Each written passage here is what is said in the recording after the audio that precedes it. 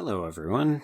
The clip you're about to hear is from one of our exclusive Patreon episodes, and like all of those episodes, it may contain spoilers, so consider yourself warned.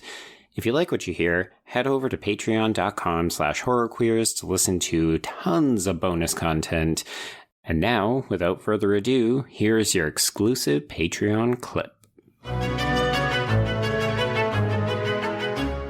Honestly, like, I'm a sucker for this kind of fabric blowing in the wind. I mean, like, it's not a cape, it's like a scarf thing that she's wearing. Maybe it is a cape, I guess. It's a scape. It's a scape. That's what it is. It's a scarf that is also a cape, yes. But also the idea that these ladies would wear something like this to bed.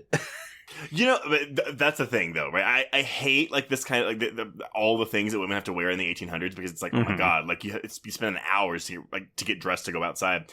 Yeah. I don't have an issue with this shit. I would gladly wear this shit to bed. I mean, like, Lucy's basically wearing a bodice with a bunch of, like, chiffon on the bottom and stuff. I mean, if you wore this now, people would say, oh, what's with the Victoria's Secret lingerie? Ooh, and this is just casual bedwear for these women. And she's like, oh, never seen that before. I mean, no. So I'm definitely going to drink for this intimate act. Oh, hell yes. Look at that wolf go down on her. I would have loved to have seen unsuspecting, like, audiences thinking, oh yes, I'm going to see Francis Ford Coppola's prestigious Dracula film. And they get this. It is a classy affair. Oh, dear Lord. Oh, see, I love Scandalous. This looks so cool. I love it. It just feels so different from like anything else that you would be seeing. Mm-hmm. Also, just the makeup effects on Wolf Dracula, to me, are so fucking good. Like, I want to watch an entire werewolf movie in that style. Well, that's the thing. I mean, you know, because, like, you think we're going to get a big wave of these remakes. You know, we get Branagh Frankenstein, which is not nearly successful critically or commercially as this. And then Wolf is a big clusterfuck. So, which, again, I love Wolf, but it's nothing like this. No.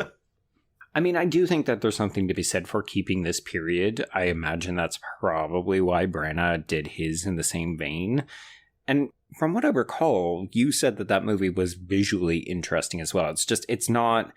I don't want to say experimental, like Coppola's film is not experimental per se, but he is doing things in an unorthodox fashion, and that makes this film visually interesting compared to something like if you just did it the way everybody else does it. I like the period details. I like Helena Bonham Carter. I like Robert De Niro's Frankenstein. It's just, I mean, it's the Kenneth Branagh thing. He's a narcissist, right? Like, oh my God, yes. And I just don't always love watching Branagh, and he is the lead actor in that film. But again, I don't think I think it's worth watching. It's a step down from this, but a step up from Wolf. Although I guess we're forgetting the other big remake of the Universal monster that came out in the 90s, and it's The Mummy. Right. So you want Coppola's this, or you want the action adventure spectacle of Stephen Sommers as The Mummy? And I'm just like, why not both? Yeah, I mean, I'll confess, I don't really look at The Mummy in the same way that I look at these. Like, to me, that is so much more of a B-movie serial. Mm-hmm. Whereas this is prestige, right?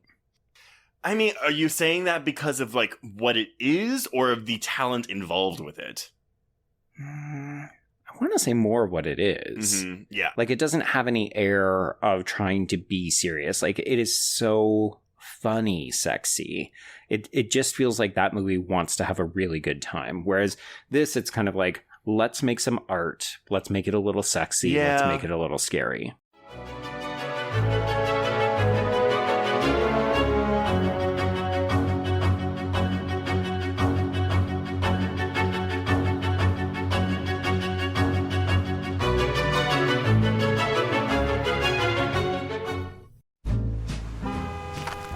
Atlas Avenue, a long stretch of road that encompasses everything the city of Kennett Heights has to offer. Neon lights, traffic, crime, the hustle and bustle of everyday life, and the craziest of characters. My office was above it all. My name is James Locke, and I'm a PI. Hello, Mr. J. How the hell you doing today? Good, Edith. Nearly every year I have a new case. New people to meet, new clues to discover, and new problems to solve. But I do it the old-fashioned way. No technology. Nothing post-1950. Hell, I don't even listen to podcasts, but you should. Atlas Avenue Beat is a spoof of the film noir genre with goofy characters, tons of wordplay, and non-stop raunchy humor. There's also 3 whole seasons out right now with more on the way. Just search for Atlas Avenue Beat wherever you listen to podcasts or visit us online at bloody.fm.